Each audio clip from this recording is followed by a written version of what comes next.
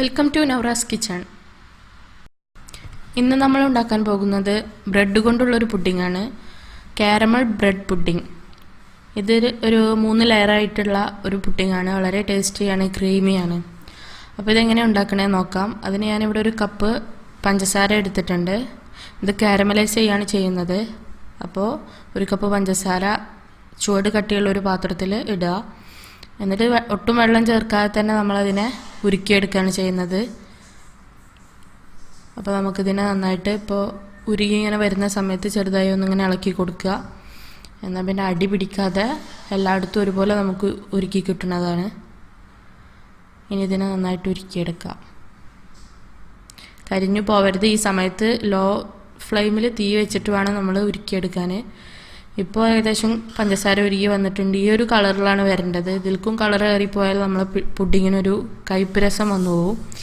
അപ്പോൾ പഞ്ചസാര കരിയാതെ നോക്കുക. ഇനി ഇതിലേക്ക് ചേർക്കുന്നത് ഒരു പീസ് ബട്ടറാണ്. ഇത് ഏകദേശം നമ്മളിപ്പോൾ ടേബിൾ സ്പൂൺ കണക്കാക്കുകയാണെങ്കിൽ ഒരു 3 ടേബിൾ സ്പൂൺ ബട്ടർ, അത്ര ഒരു അളവ് ഇതിന് വരും. ഇത് കാരമൽ ചെയ്ത ഈ പഞ്ചസാരയിലിട്ടിട്ട് നന്നായിട്ട് അലിയിച്ചെടുക്കുക. നമ്മൾ അലിയിച്ചെടുത്ത് കഴിഞ്ഞാൽ എണ്ണ മുകളിൽ നിൽക്കണമാതിരി തോന്നും. പക്ഷെ ബാക്കി ബാറ്ററുകൾ റെഡിയായി വരുമ്പോൾ കുഴപ്പമൊന്നും ഉണ്ടാവില്ല. ഇപ്പം നമ്മൾ ബട്ടർ പകുതി മുക്കാൽ ഭാഗത്തോളം അതിൽ അലിഞ്ഞ് ചേർന്നു. ഇനി നമുക്കിതിലേക്ക് കാഷ്യൂ നട്ട് ചേർക്കാം. ഇതിന് പകരം ഇനി ബദാമാണെന്നുണ്ടെങ്കിൽ അത് ചേർത്താലും മതി. പഞ്ചസാര സിറപ്പിലേക്ക് ഇത് ചേർക്കുന്നത് എന്താണെന്ന് വെച്ചാൽ അതിൻ്റെ ആ ടേസ്റ്റ്, ആ ഒരു കാരമലൈസ് ചെയ്ത ടേസ്റ്റ് നമ്മളെ കാഷ്യൂ നട്ടിന് കിട്ടാൻ വേണ്ടിയിട്ടാണ്. അതിൽ കിടന്നിട്ട് ഒന്ന് വെന്ത പോലെ ആയിപ്പോവും, എന്നാലും പ്രശ്നമില്ല. ആ ഒരു രസം അതിന് കിട്ടും. ഇനി നമ്മൾ ഇതിലേക്ക് ചേർക്കുന്നത് പാലാണ്. ഞാൻ ഈ പഞ്ചസാര അളന്ന അതേ കപ്പിന് 2 കപ്പ് പാൽ ഞാൻ ഇതിലേക്ക് ചേർക്കുന്നുണ്ട്. കാരണം നമ്മളെ പഞ്ചസാര നല്ല ചൂടായി ഇരിക്കുന്ന ആ പരുവത്തിലേക്ക് പാൽ ചേർക്കുമ്പോൾ പഞ്ചസാര കട്ടയായി പോവും. കാരണം പാൽ തണുത്തതാണ്. അപ്പോൾ പ്രശ്നമില്ല. നമ്മൾ പതുക്കെ ഇളക്കി ലോ ഫ്ലെയിമിലിട്ടിട്ട് പതുക്കെ ഇളക്കിയിട്ട് ആ പഞ്ചസാര അതിൽ അലിയിച്ച് ചേർത്താൽ മതി. അങ്ങനെ കട്ടയായി പോയാൽ കുഴപ്പമൊന്നുമില്ല. നമുക്കത് ഇളക്കി പതുക്കെ ചേർക്കാം. ഈ ഒരു രൂപത്തിൽ അത് കട്ടയായി പോകും. ഇതുപോലത്തെ ഒരു മരത്തിൻ്റെ തവി വെച്ച് ഇളക്കുകയാണെന്നുണ്ടെങ്കിൽ പെട്ടെന്ന് നമുക്ക് അതിൽ നിന്ന് ഇളക്കി കിട്ടാൻ പറ്റും. നമ്മൾ ഇളക്കുന്ന സമയത്ത് പ്രത്യേകം ശ്രദ്ധിക്കണം. പാത്രം നന്നായി പിടിച്ചിട്ട് വേണം ഇളക്കണമെങ്കിൽ. എല്ലാം പിടിച്ച് നിൽക്കും ഇതിൽ കട്ട. ഇനി പതുക്കെ ഇത് പാല് തിളച്ചിട്ട്, പാല് നല്ല ചൂടായിട്ട് അത് നല്ല തിളച്ച് വരുന്ന സമയത്ത് ഈ പഞ്ചസാര അതിൽ അലിഞ്ഞു ചേരും. ഇപ്പം നന്നായിട്ട് ഇത് അലിഞ്ഞ് വന്നിട്ടുണ്ട്. അടിയിൽ കുറച്ച് ഭാഗം കൂടെ അലിയാനുള്ളൂ. ഞാൻ പറഞ്ഞില്ലേ, പാല് നന്നായി പതച്ച് വരുന്ന സമയത്ത് അത് താനെ അലിഞ്ഞിങ്ങനെ വരും. അപ്പം നമ്മൾ തീയൊന്ന് കുറച്ച് വെക്കുക. ഇപ്പോൾ ഇതിൽ ഫുള്ളായിട്ട് അലിഞ്ഞ് ചേർന്നിട്ടുണ്ട്. ഇപ്പോൾ നമ്മളെ പാലിന് കളർ മാറ്റം വന്നു. ആ ഒരു പഞ്ചസാര ഉരുക്കിയതിൻ്റെ ഒരു നിറം ഇതിലേക്ക് വന്ന്. ഇനി നമ്മളിതിലേക്ക് ചേർത്ത് കൊടുക്കുന്നത് കോൺഫ്ലവറാണ്. കോൺഫ്ലവറിൻ്റെ ഒരു 2 ടേബിൾ സ്പൂൺ കോൺഫ്ലവർ കുറച്ച് പാലിൽ നല്ലോണം ഇളക്കി ചേർത്ത ശേഷം നമ്മളിതിലേക്ക് ചേർക്കുകയാണ് ചെയ്യുന്നത്. ഇത് ഈ ഒരു കൂട്ടിന് കുറച്ച് കട്ടി കിട്ടാൻ വേണ്ടിയിട്ടാണ്. കോൺഫ്ലവറും കൂടി ചേർത്ത് കഴിഞ്ഞാൽ ഇതൊരു പായസത്തിൻ്റെ ഒരു അടപ്രഥമൻ്റെ ആ ഒരു രൂപത്തിലേക്ക് വരും. കാരണം അത്രയും ഒരു കട്ടിയിലായിട്ട് ഇത് വരും. അപ്പോൾ കോൺഫ്ലവറും കൂടി ചേർത്തിട്ട് നന്നായിട്ട് ഇളക്കി കൊടുക്കുക. കോൺഫ്ലവർ ചേർത്ത ശേഷം അടി പിടിക്കാതെ നോക്കണം, ഇളക്കി കൊടുത്തുകൊണ്ടിരിക്കുക. അതോടൊപ്പം തന്നെ നമ്മളൊരു 3-4 തുള്ളി വാനില എസൻസ് കൂടി ഇതിലേക്ക് ചേർത്ത് കൊടുക്കുക. എന്നിട്ടിത് നല്ലോണം ഒരു കുറുകി വരുന്ന ടൈപ്പിലാകുമ്പോൾ ആകുന്നത് വരെ ഇളക്കുക. ഈ ഒരു പരുവത്തിലാകുമ്പോൾ നമുക്കിത് തീ ഓഫ് ചെയ്യാം. ഇനി ഈ പുഡിങ്ങിനുള്ള ലെയർ തയ്യാറാക്കുമ്പോൾ നമ്മൾ ഈ കൂട്ട് തണുക്കാൻ മാറ്റി വെക്കണം. തണുത്ത ശേഷം മാത്രമേ ഇത് ഉണ്ടാക്കാൻ പറ്റുള്ളൂ.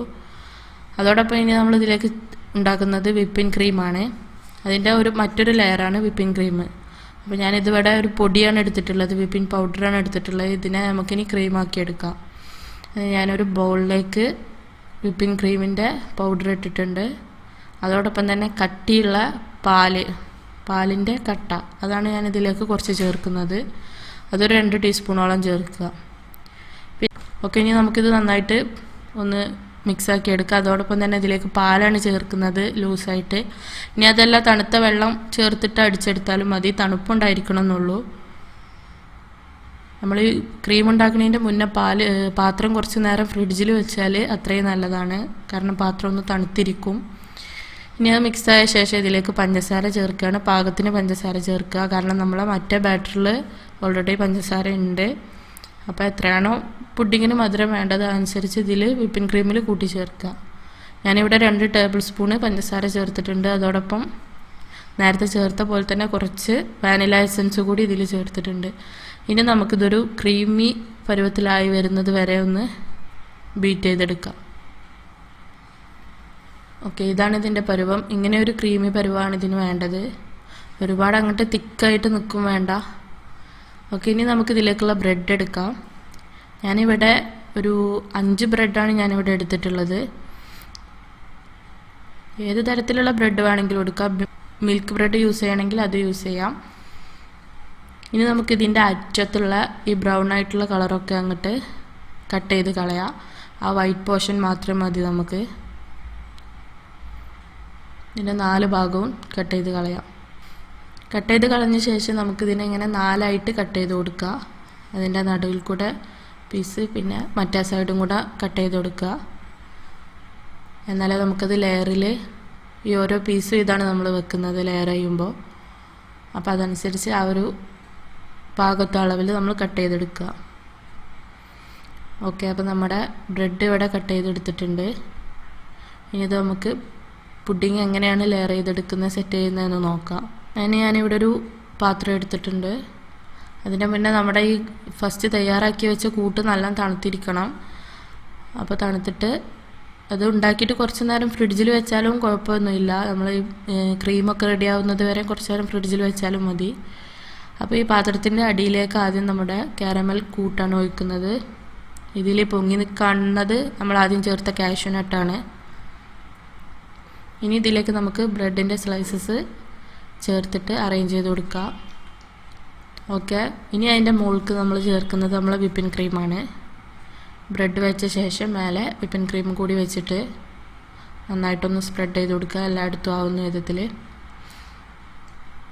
അതിൻ്റെ മേലെ നമുക്ക് വീണ്ടും നമ്മുടെ കാരമൽ സോസ് ഒഴിച്ച് കൊടുക്കുക. വീണ്ടും ഞാൻ ബ്രെഡിൻ്റെ ലെയർ തന്നെയാണ് വീണ്ടും വെക്കുന്നത്. ഇനി ഈ സമയത്ത് നിങ്ങൾക്ക് ഇതിൻ്റെ മുകളിൽ നട്ട്സിൻ്റെ പൗഡറോ അങ്ങനെ എന്തെങ്കിലുമൊക്കെ ചേർക്കണമെന്നുണ്ടെങ്കിൽ ചേർക്കുക. ഒന്നും കൂടി ടേസ്റ്റ് ആവും നട്ട്സ് ഒന്നും കൂടി കടിക്കുമ്പോൾ. നമ്മൾ ഓൾറെഡി നമ്മളെ കൂട്ടിൽ കാഷ്യൂ നട്ട് ഉള്ളതുകൊണ്ട് പിന്നെ വലിയ പ്രശ്നമില്ല. അപ്പോൾ ഈ ബ്രെഡും കൂടെ നമുക്കിങ്ങനെ സെറ്റ് ചെയ്ത് വെച്ച് കൊടുക്കാം. ഇതിൻ്റെ മേലേക്ക് വീണ്ടും നമ്മൾ കാരമൽ സോസാണ് ചേർക്കുന്നത്. അതും കൂടെ ചേർക്കുക. പിന്നെ അതിൻ്റെ മേലെ നമ്മൾ വീണ്ടും വിപ്പിംഗ് ക്രീം ചേർത്ത് കൊടുക്കുക. ഈ കാരമൽ സോസിൻ്റെ മേലെ വിപ്പിംഗ് ക്രീം വീണ്ടും ചേർക്കുന്ന സമയത്ത് അതൊന്ന് മുകൾക്കും താഴത്തേക്കും ആയിട്ട് ഒന്ന് കലർന്നു പോകും, പ്രശ്നമില്ല. എന്നാലും നമുക്കൊരു ലെയർ പോലെ തന്നെ അടിയിലൊക്കെ കിട്ടുന്നതാണ് ബ്രെഡിൻ്റെ ഇതായിട്ട്. ഇപ്പോൾ നമ്മളത് 2 ലെയർ പോലെ ആയിട്ടാണ് വന്നിട്ടുള്ളത്. ഇനി ഇതിൻ്റെ മുകളിൽ നന്നായിട്ട് ഇതൊന്ന് യോജിപ്പിച്ച് സ്പ്രെഡ് ചെയ്ത് വെച്ച് കൊടുക്കുക. ഞാനിവിടെ ഒന്ന് ഡെക്കറേഷൻ ചെയ്യാൻ വേണ്ടിയിട്ട് കുറച്ച് സോസ് മേലെ ചെയ്തിട്ട് സ്റ്റിക്ക് വെച്ചിട്ട് ഇങ്ങനെ ഒന്ന് ഡെക്കറേഷൻ ചെയ്ത് കൊടുക്കുന്നുണ്ട്. അത് ഓരോരുത്തരുടെ ഇഷ്ടം ഡെക്കറേഷൻ ചെയ്യുന്നത്. ഞാനിപ്പോൾ ഈസി ആയിട്ട് ഇങ്ങനെ ഒന്ന് ചെയ്തതേ ഉള്ളൂ. എങ്ങനെ ഡെക്കറേഷൻ ചെയ്താലും ഇത് നല്ല ടേസ്റ്റി ആയിട്ടുള്ളൊരു പുഡിങ്ങാണ്. ഓക്കെ, അപ്പോൾ നമ്മുടെ പുഡിങ് ഇവിടെ റെഡിയായി വന്നിട്ടുണ്ട്. ഇനി ഇത് ഒരു രാത്രി ഫുള്ള് ഫ്രിഡ്ജിൽ വെച്ചിട്ട് നമുക്ക് തണുപ്പിച്ചെടുക്കാവുന്നതാണ്. അപ്പോൾ ഇതുപോലെ ലെയറായിട്ടുള്ള നല്ല ക്രീമി ആയിട്ടുള്ള ബ്രെഡ് പുഡിങ് റെഡി ആയിട്ടുണ്ട്. ഇങ്ങനെ കിട്ടുന്നതാണ്. അപ്പോൾ നിങ്ങൾ ഈ വീഡിയോ ഇഷ്ടപ്പെട്ടെങ്കിൽ ഇതുപോലെ ഒന്ന് ട്രൈ ചെയ്ത് നോക്കുക. സബ്സ്ക്രൈബ് ചെയ്യുക, ബെൽ ഐക്കൺ ക്ലിക്ക് ചെയ്യുക. Thank you for watching.